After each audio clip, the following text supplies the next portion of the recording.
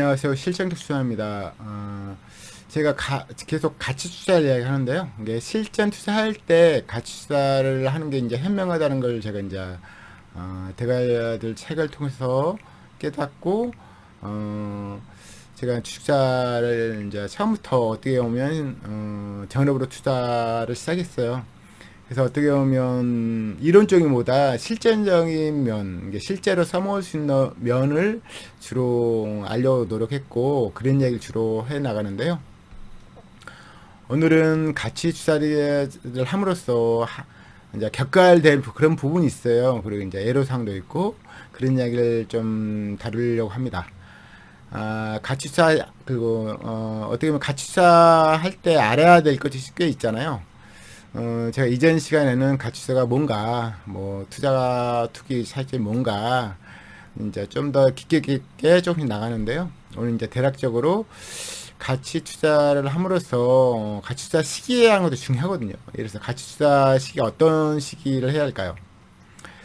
어떻게 보면 이제 전체적으로 말하면, 기업 가치, 와, 이제 그걸 감안한 시총이 어떤가를 좀 알 수 있다면, 그걸 알려는 노력을 계속 해 나가는 거거든요.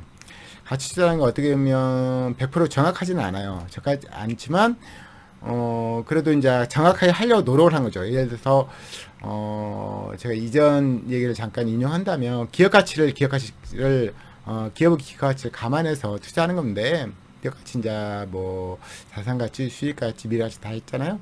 이거 감안해서 어떤 기업의 시총이 적절한 걸 아는 건데 보통 일반적으로 투자 시기도 되게 중요하거든요.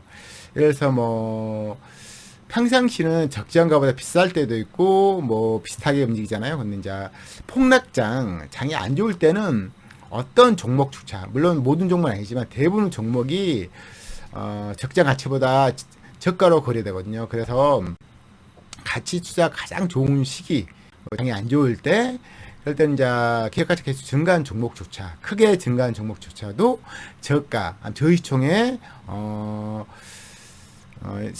시총 형성을 이루니까요. 그때 사야 되겠죠. 그래서 평상시에 안 살 게 아니라 평상시에 어느 정도 이제 종목을 갖고 있어야 돼. 보통 안 갖고 있다가 폭락장 사는 건 쉽지 않은 거예요.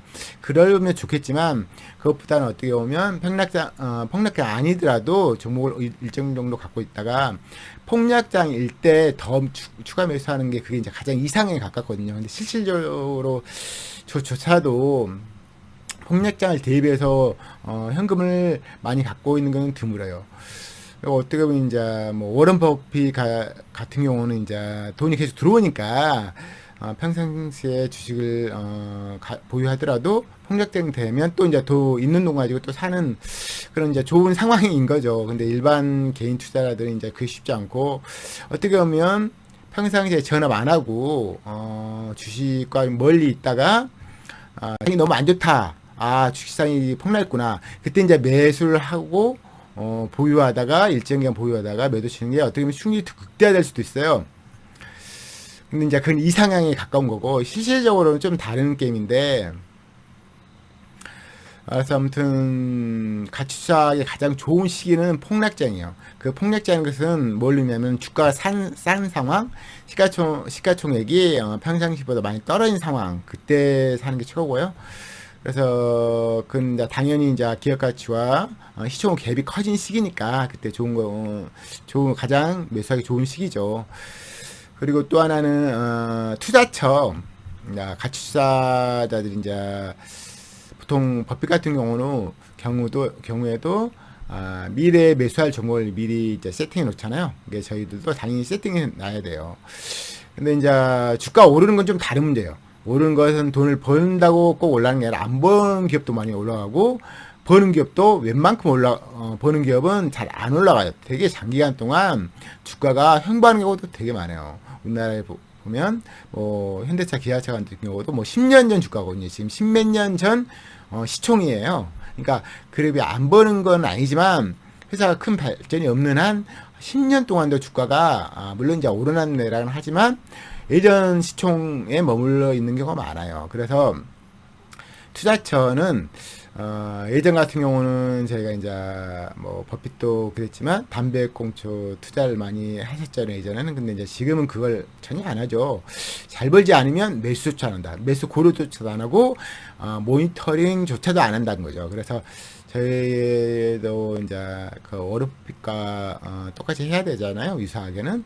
그래서 저도 투자처를 아예 정해놔요. 그래서 이제 물론 당연히 물론 저시총 빼놓고는 잘 버는 기업에 한정해서 모니터링 하다가 폭락장에 살려고 노력을 하죠. 근데 실질적으로 이제 뭐 폭락장에 다 매수하는 건 당연히 아닌 게 있고요. 근데 어떻게 보면 제 지금 생각은 폭락장 아니어도 매수해도 된다고 생각이 들어요. 왜냐면 폭락장은 정말 잠깐이거든요. 어떻게 보면. 근데 물론 이제 구분을 하셔야 돼요. 안 버는 기업은 폭락장 아니어도 저가인 경우가 되게 많고, 잘 버는 기업은 폭락장이어도 저가이지 않은 경우도 많아요. 그러니까 조금 떨어지더라도 예를 들어서 2020년도 가격까지 떨어진 종목이 지금은 2023년도에 꽤 많은데, 근데 정말 수익이 되게 좋은 종목은 2020년도 가격까지 아예 안 떨어지고 오히려 한참, 물론 최근에 가격이 많이 떨어졌지만 2020년도 가격하고는 갭이 좀 커요. 그래서 어떻게 보면 가치 투자를 저희가 이제 논할 때 잘 버는 기업을 매수한다 치면 폭락장만 기다려서는 정말 그것보다는 어떻게 보면 폭락장 아니라도 좋은 종목을 꾸준히 쌀 때 매수하고 폭락장일 때 추가로 매수하는 게 어떻게 보면 더 나을 수도 있어요. 물론 이 상향은 폭락장에만 매수하는 거예요 실질적으로. 근데 예를 들어서 2020년도 폭락장일 때 어떤 시총이 이루었던 종목이 2023년도에 그 시초까지 떨어지냐. 잘 버는 기업은 2020년도에 저가하고 현재 저가하고는 달라요. 시가총액이 달라요. 그래서 2020년도 이후로 2023년도가 폭락장이라 하더라도 2020년도에가 그때 매수했어야지 훨씬 좋은 상황이 있고 그때 매수했으면 후회할 상황이 있는 거죠. 좀 이제 복잡한데 2020년도에 매수했어도 물론 이제 오르락 주가가 오르락 내리락 하잖아요. 근데 그때 시총으로 다시 돌아온 종목도 있어요.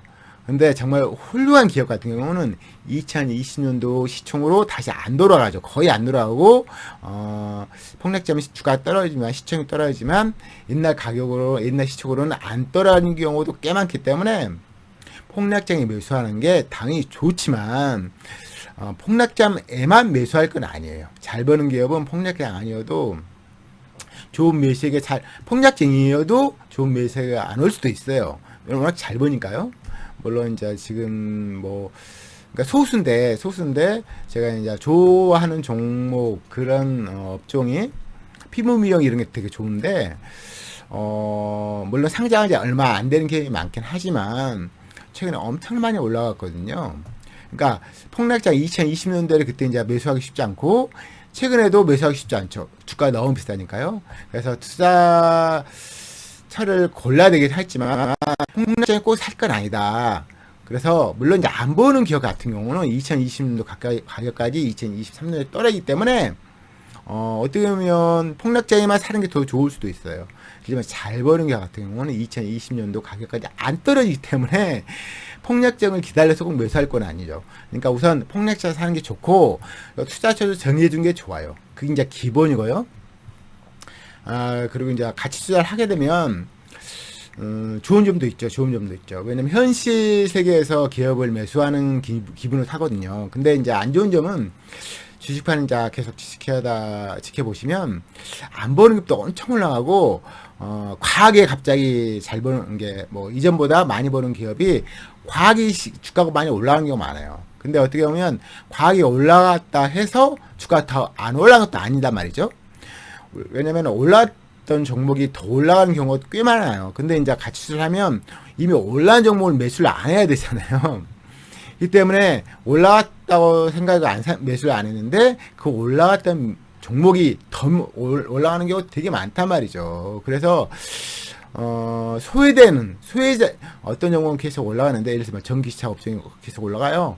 근데 매수를 너무 비싸기 때문에 매수를 안 했어. 근데 또 더 올라간단 말이죠. 그래서 소외되는 경우가 꽤 많아요. 그렇기 때문에 가치 투자 어떻게 보면 이제 그걸 소외된 기간이 또 짧으면 모르겠는데 뭐 1년, 2년, 3년 이럴 수도 있단 말이죠. 그래서 가치 투자 장단점을 명확히 알지 않은 이상 가치 투자를 계속 고수한다는 건 쉽지 않습니다. 그리고 이제 그래도 가치 투자를 저는 선택한 거고 여러분도 선택하길 바라는데 저는 가치 투자를 함으로써 유리한 점이 있으니까 가치 투자할 거 아니에요. 가치 투자할 때 유리한 점이 뭘까요? 예를 들어서 2020년도에 어떤 종목이 있어요. 근데 2023년도에도 같은 종목이 어떤 시총이 이룰 거 아니에요. 근데 기업 가치가 이제 2020년도, 2021년도, 2022년도, 2023년도로 기업 가치가 빠르게 증가하잖아요. 빠르게 증가한 종목. 제가 말한 것은 이제 기업 가치는 가만히 있고 자산 가치 가만히 있고 수익 가치가 왔다 갔다 하는 종목은 2020년도에 이제 이뤘던 시총이 2023년도에도 2020년도 같은 시총이 돼버릴 수가 있어요. 그러니까 2020년도에 사가지고 주가 오르내리락 했을 거 아니에요. 근데 매도를 안 했어요. 근데 2023년도 됐는데 2020년도 가격이 다시 와버린 거예요. 그 시총이 돼버린 거예요. 그럼 어떻게 돼요? 정말 괴롭겠죠. 매도하고 수익실을 하고 2023년 다시 샀으면 훨씬 더 좋잖아요. 그쵸. 근데 이건 이제 좀 자세히 구분할 필요가 있는 게 정말 잘 버는 기업 있잖아요. 자산 증가 속도 빠른 종목, 돈도 막 쌓이는 속도 엄청 빠른 종목은 2020년도 시총이 있잖아요. 근데 2023년도 시총은 2020년도 시총으로 안 와요, 잘. 예를 들어서 어떤 기업 같은 경우 여유현금, 제가 여유현금 말할 때 만사익금을 말하는데 여유현금이 200억이 있어요, 2020년도에. 근데 만약 2023년도에 여유현금이 800억이에요. 근데 시가총액이 1000억 원절이야. 그러면 현금이 이렇게 쌓였단 말이죠, 2023년도에는. 그러면 그 종목이 2020년도 가격까지 그 시총으로 다시 갈 수 있을까요? 쉽지 않아요. 쉽지 않아요. 쉽게 말해서 주가는 오르락내락 해요. 오르락내락 하긴 하죠. 근데 이제 돈이 쌓인 속도가 빠른 종목 같은 경우는 2020년도 어떤 시총이 이뤘단 말이죠. 근데 2023년도에는 돈이 많아졌어요, 여연금이. 그러면 주가는 오르락내락 하지만, 그래서 물론 이제 쌀 때만 사면 뭐 이게 2020년도에 밑점 찍고 2023년도에 다시 밑점을 찍으면 좋겠죠. 근데 자산 증가가 빠른 종목은 2020년도 가격이 다시 거의 안 떨어져요. 그래서 제가 이제 특급을 사고 싶으니까 물론 2020년도 가격 찍고 수익성이 좀 떨어져서 2020년도 가격까지 떨어진 경우가 있어요.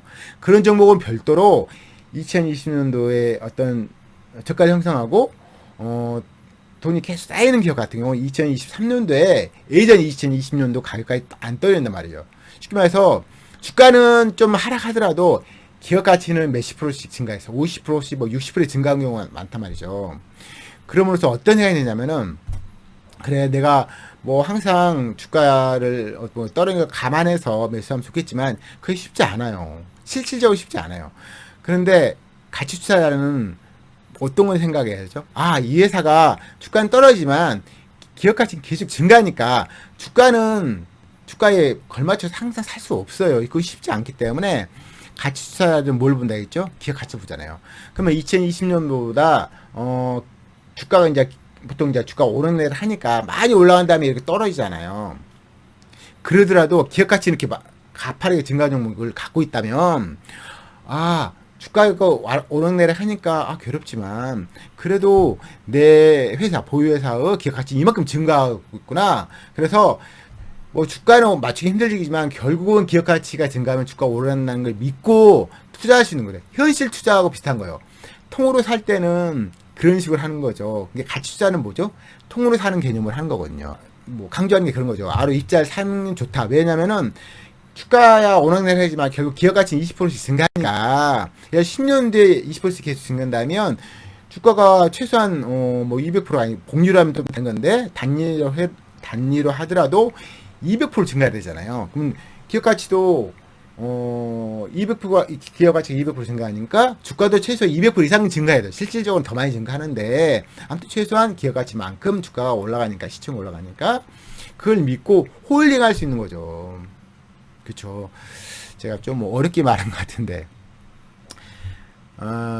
그리고 이제 그걸 항상 생각하셔야 되는데 이게 가치 투자할 때 가치 투자가 자기는 한다고 생각을 착각할 수 있어요. 근데 이제 제가 이제 그 기준점은 저희가 대가들을 삼는 게 좋거든요. 그래서 이제 책을 많이 읽으라는 말씀을 꼭 드리고요. 그리고 이제 가치 투자 하러 보면 가치 투자라고 말은 하지만 실제로 가치 투자 안 하는 사람이 되게 많아요. 그래서 이제 제가 세스 클라만 책도 이제 좀 읽으면서 해석 비슷하게 뭐 거의 읽다시피 했지만 나오죠. 가치 투자 탈을 쓴 사람이 많다. 그래서 이제 가치 투자 한다고 말하지만 실제로는 가치 이야기를 안 해요. 기업 가치를 논하지 않고 주가 얘기를 하고 거래단 이야기하고 수금 이야기만 해요. 그래서 제가 이제 가치 투자 제가 이제 그 말씀 드렸잖아요. 가치 투자하는 사람 정말 소수예요. 열에 하나? 열에 하나도 아니고 한 수명 중에 한 명 할까? 50명 중에 한 명 할까? 그럴 거예요. 이게 쉽지 않고 예전부터 이제 가치 투자를 많이 안 한다 했잖아요. 그래서 이제 또 가치 투자를 좀 명확히 알아야지 가치 투자를 계속할 수 있고 명확하지 않잖아요. 그러면 가치 투자를 한다고 착각을 빠질 수 있어요. 그러니까 이제 공부를 하셔야 되고 또 이제 뭐 요즘 이제 유튜브 저도 유튜브를 하지만 유튜브를 통해서 이제 많은 유튜버들이 가치 투자 이야기를 하고 투자 한다고죠. 근데 대부분 가치 투자 하는 건 아니거든요. 그래서 가치 투자 한다고 하지만 실제 가치 투자를 안 하는 분들을 좀 구분할 필요가 있고요. 그래서 이제 여기까지 오늘은 제가 이제 말하다 보면 계속 시간이 가는데 제가 애초에 막 10분을 이렇게 설정하다 보니까 막 급하니까 할 말을 자르고 뭐 이런 상황이 있어요. 근데 그래서 이제 너무 길면 안 보게 되니까 좀 짧게 한 게 낫겠죠. 오늘 가치 투자 이야기를 좀 주저리 얘기했습니다. 아무튼 계속 가치 투자 이야기 할 거고요. 결국 제가 이제 실전 투자에 필요한 짧은 동영상이라는 이제 제목 하에 하는 것은 이건 시기 저희가 주식 투자를 계속 할 텐데 어떤 시기에 무관하게 계속 적용된 내용이에요. 쉽게 말해서 주식 팔을 알아는 작업 하는 거예요. 근데 이제 대가들처럼 살고 싶으니까 대가들이 같이 투자 하니까 그냥 계속 하는 겁니다. 오늘 여기까지 믿고요. 다음에 더 좋은 영상으로 찾아뵙도록 하겠습니다. 감사합니다.